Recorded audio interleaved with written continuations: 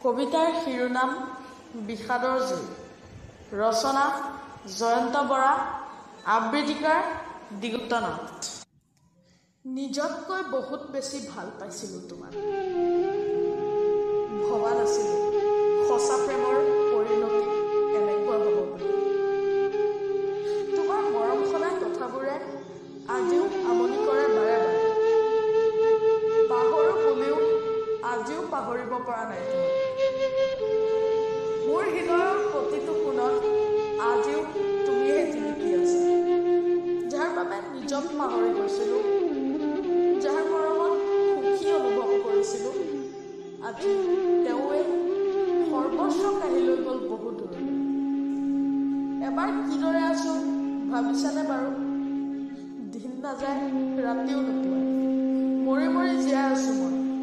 ক'লে জানো তুমি বুজিবা? তোমাক লৈ বহু সপোন দেখিছিলোঁ,